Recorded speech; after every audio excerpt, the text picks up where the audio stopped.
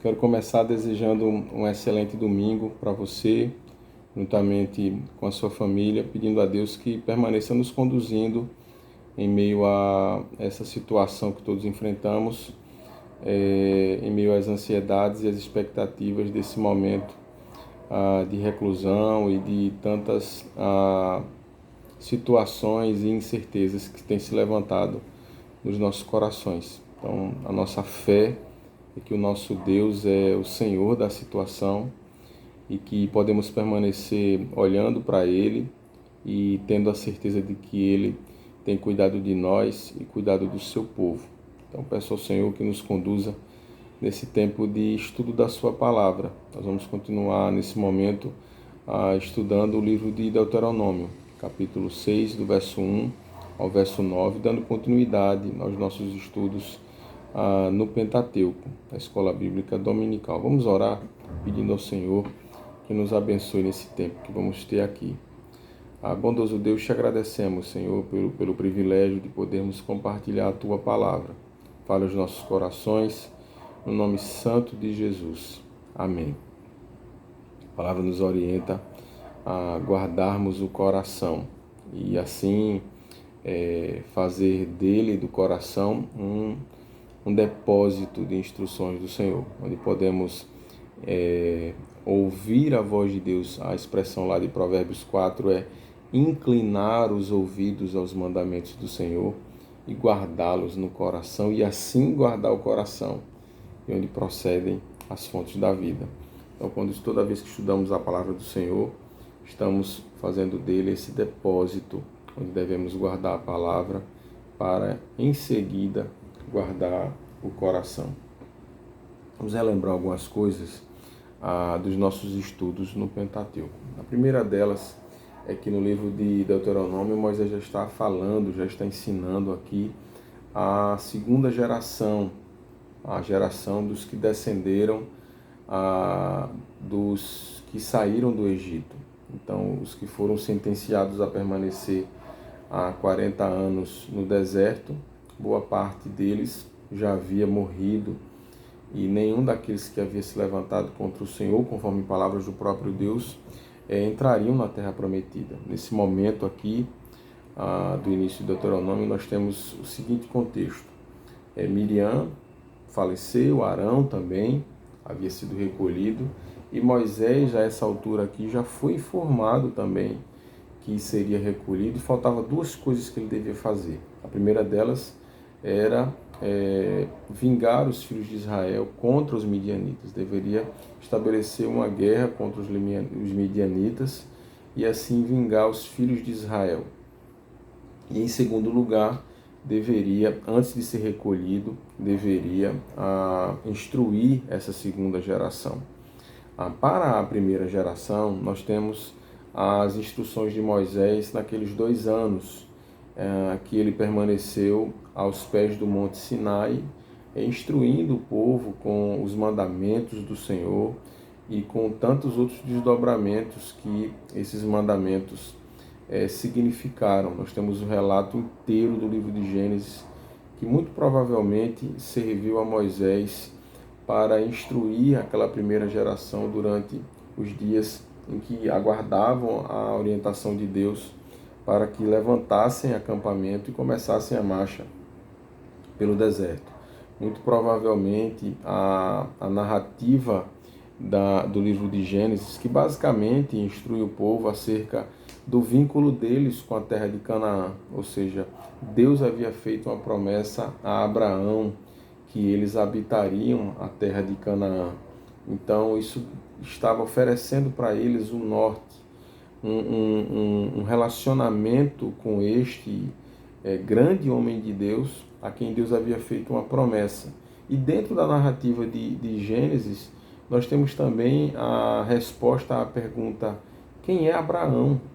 Então, Abraão é descendente de Sem, que é filho de Noé, e Noé vem de uma linhagem de Sete, o filho dado em lugar de Abel, da qual também veio Enoque, e e toda essa geração que serviu a Deus, desde Adão, através de Sete, e os que descenderam de Sete aqueles que passaram a invocar o nome do Senhor, conforme a descrição lá de Gênesis capítulo 5. Então nós vemos ali também a promessa que foi dada a Adão, que foi ampliada, estendida a Enoque, ou seja, o nascido em pecado sai do fracasso para a plenitude, fazendo o caminho inverso ao que Adão havia feito. Adão que nasceu perfeito, que sai da plenitude de Deus para o fracasso do pecado. Nós temos a descrição oposta de alguém que, nascido fora do Éden, andou com Deus a tal ponto de ser tomado por Deus, e termos a descrição acerca da vida de Enoque, nos dizendo que alguém nascido fora do Éden experimentou aquilo que apenas Adão havia experimentado. Experimentou a vida e a presença plena de Deus sem passar pela morte. Talvez a gente possa até dizer que Enoque experimentou na morte aquilo que nem Adão pôde experimentar. Nós temos a preservação dessa mesma promessa da restauração da sorte da humanidade, que sofre a influência do pecado desde o pecado de Adão. Então a feitura da promessa a Adão, a extensão dessa promessa aos nascidos fora do Éden e a preservação dessa promessa através de Noé. E nós temos na primeira geração dos que saíram do Egito por meio dos prodígios e milagres de Deus, as 10 pragas para os egípcios, mas os 10 milagres de Deus que libertaram o povo de Israel, a primeira geração. Nós temos ali o início do cumprimento dessa promessa. Então nós temos a promessa feita a Adão, a extensão dessa promessa para os nascidos fora do Éden, especificamente através do testemunho da vida da trasladação de Enoque. Nós temos a preservação dessa promessa em Noé, e nós temos o início do cumprimento dessa promessa no povo de Israel, aqueles que são libertados do Egito. E nós temos aqui a continuação. No livro do Deuteronômio, nós vemos que a continuação dessa libertação importava num compromisso de tomar posse dessa terra. E há uma crise interessante aqui, porque esse povo que não havia feito nada para ser liberto, ou seja, apenas assistiram a Deus fazendo os seus prodígios, as suas maravilhas contra os egípcios, agora eles precisavam lutar para poder tomar a terra de Canaã. Então essa ideia de que eu não fiz nada para ser liberto e que agora liberto preciso lutar e assim conquistar, também serve como a forma de compreendermos melhor a própria graça de Deus nas nossas vidas. Muito embora não tenhamos feito nada para merecermos a graça de Deus, nós, uma vez agraciados por Ele, temos uma missão a cumprir, temos uma batalha para travar, temos um compromisso com o qual precisamos ser responsáveis. Então nós temos aqui Moisés consciente da sua situação atual, e diante desse quadro descrito no início da narrativa de Gênesis, nós temos também uma coletânea de relatos sobre esses homens pecadores, alguns homens pecadores, descendentes de Noé, descendentes de Sem, especificamente descendentes de Abraão, Isaac, Jacó, e entre as 12 tribos de Israel. Nós temos exemplos, grandes exemplos, de como homens pecadores podem ser profundamente obedientes a Deus se derem ouvidos à sua voz. O início do capítulo 1, aqui no capítulo 6 de Deuteronômio, é exatamente a advertência de Moisés para que essa segunda geração não cometa o erro que vem sido cometido geração após geração, desde a saída de Adão do Éden, ou seja, dar ouvidos a Deus é um grande problema para o povo de Deus. E é interessante porque Moisés, em final de carreira, por assim dizer, depois de 40 anos peregrinando com esse povo no deserto, talvez repensando sua vida e talvez até disposto a iniciar um projeto novo, quem sabe, é chamado por Deus a corrigir situações do passado, basicamente. Então, já que você vai ser recolhido, não vamos deixar isso aqui em aberto. Então, vingue os filhos de Israel contra os midianitas. E, em segundo lugar, eu quero que você ensine para essa segunda geração. Então, você não vai entrar na Terra Prometida, mas tem essas duas coisas que eu quero que você faça. Então, não há nada de novo, porque Moisés basicamente vai fechar uma ponta solta lá de trás, que Deus não quer que fique aberta.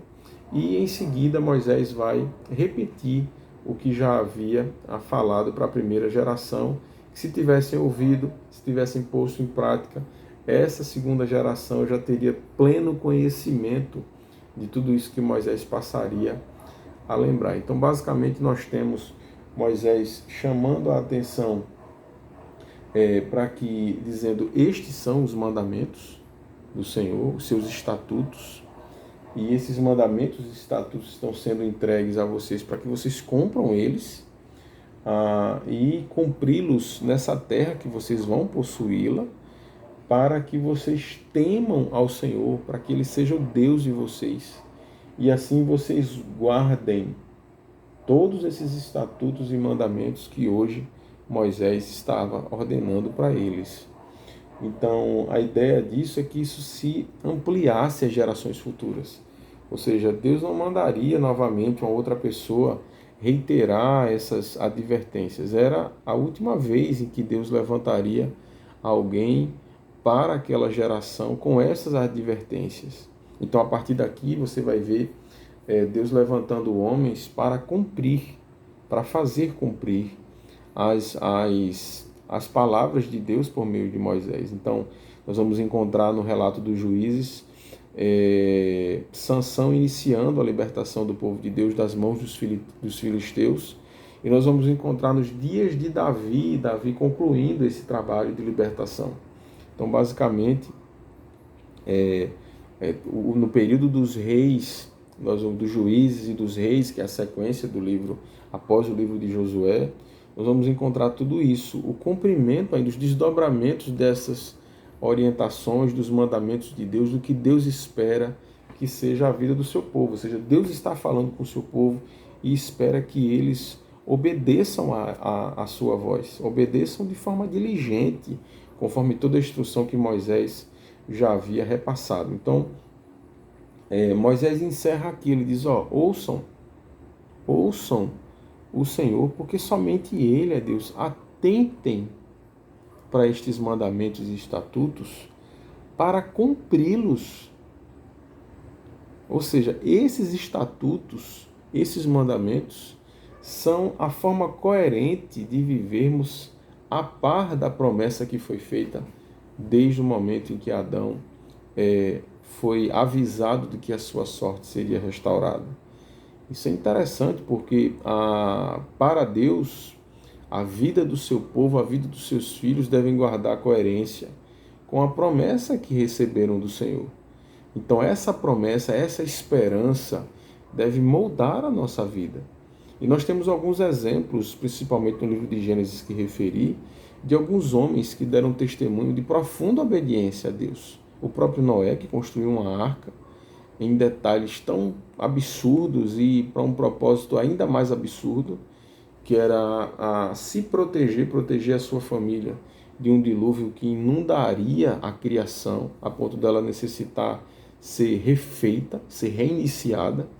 Nós temos também um testemunho, como testemunho de fé, do próprio Abraão, que entrega o seu filho, que ama mais a Deus do que aquilo que de Deus havia recebido.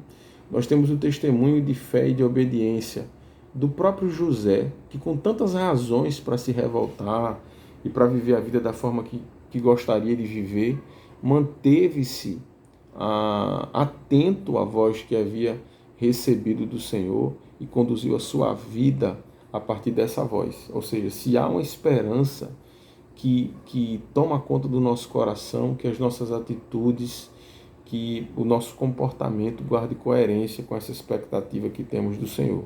Que expectativa é essa? De que a sua promessa seja inteiramente cumprida, e de que ele volte para buscar a sua igreja. É isso que aguardamos.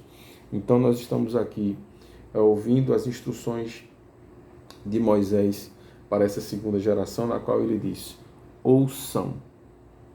E novamente, ouçam.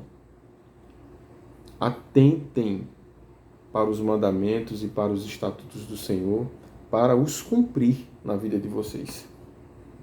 A ponto de que a vida de vocês reflita isso de tal modo que onde vocês estiverem, vocês falem sobre isso, dentro de casa principalmente, com as pessoas que estão sob a sua responsabilidade, sob o seu cuidado. Fale disso em todas as ocasiões, em todas as oportunidades. Mais do que isso, aí ele diz, atás. A ideia de que o teu comportamento, não apenas as tuas palavras, não adianta sair falando o tempo todo sobre Deus, sobre os mandamentos por aí. Faça desses mandamentos algo que seja visto naquilo que você faz, na maneira como você procede, a tal ponto de que aqueles que ouvem você falar e aqueles que veem você agir possam ser contaminados pela sua obediência, a ponto da sua casa refletir uma família que glorifica e que obedece à voz do Senhor. Veja que há uma progressão no texto onde eles apresentam e as escreverás de trás para frente, do verso 9, e as escreverás nos umbrais de tua casa, verso 9, aí o verso 8 atrás, atarás como sinal na tua mão, e verso 7, as inculcarás aos teus filhos, mas antes ele diz, amarás, pois. Então, a ideia é que devemos ouvir a Deus, duplamente ouvi-lo para cumprir a sua voz e assim amar a Deus e falarmos desse amor aos nossos filhos, inculcar aos nossos filhos, e delas falarás assentado em tua casa e andando pelo caminho, ao deitar-te e ao levantar-te. Mas não apenas ouvir e amar a Deus, mas falar sobre isso, mostrar isso com o seu comportamento e ter a expectativa de que isso tome conta da sua família. Essa é a instrução inteira de Moisés. Se você,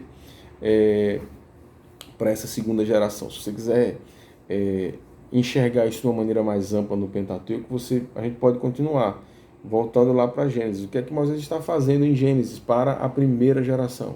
Está dizendo, a história de vocês não começou no Egito, a história de vocês é bem anterior. E ele começa descrevendo desde a criação do primeiro homem, do que esse homem fez, de como Deus esperava que fosse a relação dele com esse homem, uma relação de inteira obediência e de confiança, e de como esse homem, ao desobedecer, perdeu o lugar que havia recebido do Senhor.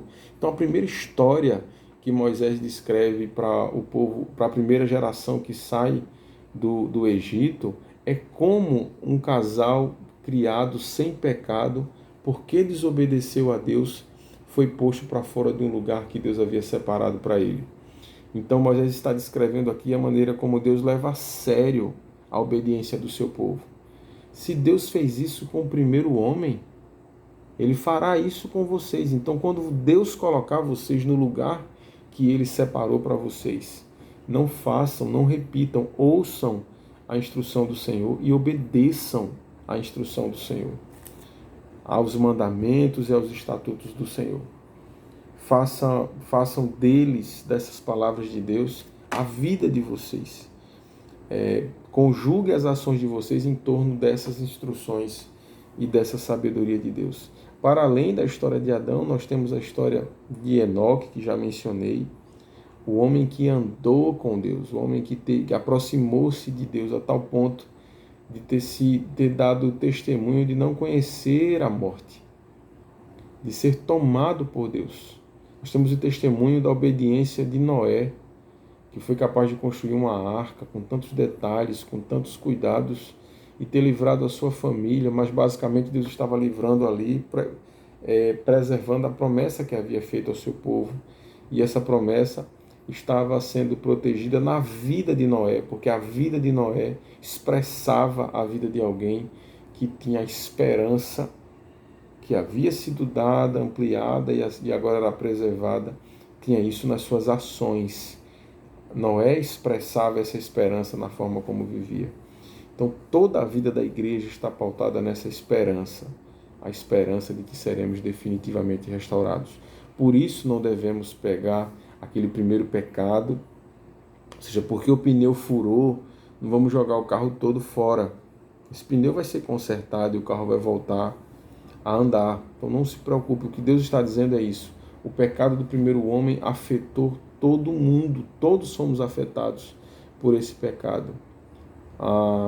Todos padecemos por causa do pecado, mas o pecado não pode ser mais forte do que a esperança que recebemos. Esse pecado será desfeito, a sua influência será aniquilada nas nossas vidas, por causa da obediência perfeita de Cristo Jesus. Então nós temos para a primeira geração o relato todo de Gênesis, onde Deus desenha relacionamentos, onde pecadores são profundamente obedientes a Ele e servindo de testemunho para essa geração que vai viver no deserto. E assim como Noé é apresentado como alguém que constrói uma arca para sobreviver no meio das águas, o povo de Israel também deve se pautar a sua vida em torno da arca da aliança, em torno do tabernáculo, para poder sobreviver no deserto. Então nós temos vários paralelos que podemos reconhecer aqui entre os fatos que foram escolhidos por Moisés sob a inspiração de Deus para poder alimentar a fé daqueles que estariam com ele no deserto. Então nós temos toda a narrativa de Gênesis falando: sejam obedientes, muito embora sejam pecadores. Ouçam a voz de Deus, ouçam a voz de Deus, amem ao Senhor, ensinem os mandamentos de Deus para os filhos de vocês. Falem do amor de Deus em todo lugar onde vocês estiverem, mas não apenas isso. Mostrem isso com as suas ações, a ponto da família de vocês ser um grande celeiro desse cuidado e desse ambiente de obediência a Deus. Nós temos o livro de Êxodo e o livro de Levítico também nessa continuação, que também vão servir de instruções para a primeira, e o livro de Levítico também para a segunda geração, especialmente para a segunda geração, porque o livro de Êxodo descreve a descida de Deus. Deus decide habitar no meio do seu povo. E agora que Deus desce e decide habitar no meio do seu povo, no livro de Êxodo, no livro de Levítico, consta a descrição de como esse povo deveria se aproximar de Deus, por meio dos sacerdotes, por meio de sacrifícios, em estrita obediência a diversas leis, a diversos comportamentos que deveriam ser observados, as chamadas leis de pureza. E nós temos o livro de Números, que descreve o início da primeira jornada, o momento em que eles levantam o acampamento, depois de 2 anos aos pés do Monte Sinai, e começam a caminhar, e ali é quando tudo começa a desandar. Então, aqueles que não ouviram a voz do Senhor permaneceram 40 anos no deserto, 40 anos no deserto, e não entraram na terra prometida. Estes que entrariam na terra prometida agora, a segunda geração, se não ouvissem a voz do Senhor, se não dessem ouvidos ao seu Deus, entrariam na terra, mas não ficariam lá. O Senhor faria o oposto de tudo aquilo que havia prometido, se ao entrarem na terra esquecessem do Senhor. Então, nós temos aqui basicamente Moisés reinterpretando fatos que diziam respeito aos pais desses que agora estavam ouvindo eles. E eu não sei com relação a você, mas não é muito confortável ver alguém que vem orientar a gente e que fala mal dos nossos pais, aceitar que alguém venha nos instruir enquanto fala mal dos nossos pais. É possível que cada um desses filhos aqui tivesse um depoimento pessoal, tivesse uma visão própria daqueles fatos, do que foi os 40 anos no deserto, talvez uma visão que divergisse da visão de Deus. Pouco importava, agora eles precisavam olhar para Deus e ouvi-lo de maneira tal que pudessem reconhecer que apenas Ele é Senhor, que não há nada a se ouvir de outra fonte.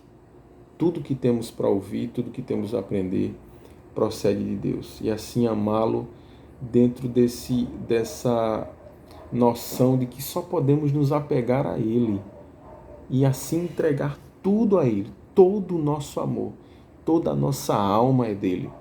E assim falar disso o tempo todo, com o coração cheio disso, deixar que isso transborde nas nossas palavras, nas nossas ações e nas nossas famílias. Então, essa segunda geração a gente sabe que também fracassou. E a mesma voz que deve ser ouvida, que devia ter sido ouvida pela primeira geração, pela segunda geração, pelas gerações que se seguiram, pelas que antecederam, é a voz que está falando comigo nesse dia. Mais uma vez, ouça ao Senhor. Novamente, ouça ao Senhor, a ponto de amá-lo de todo o coração, com toda a sua alma, com toda a sua força, e assim fazer dele a tua voz. Ouvi-lo para que as palavras dele se tornem palavras nossas, e assim falemos do que procede de Deus em todos os nossos ambientes e relacionamentos, aos nossos filhos, aos filhos dos nossos filhos, enquanto durar a nossa vida, para as nossas esposas, nas nossas casas, para todos que estiverem no nosso entorno. E assim, mais do que falar, possamos mostrar com as nossas ações. E mais do que mostrar e falar, possamos fazer das nossas famílias um ambiente no qual a obediência de Deus seja a principal meta de vida. Ouvir a Deus a ponto de desejar obedecê-lo. Senhor Deus, aplique a sua palavra no meu e no teu coração. Que faça de mim e de você filhos, muito embora pecadores, que sejam obedientes. Deus te abençoe. Bom domingo a todos.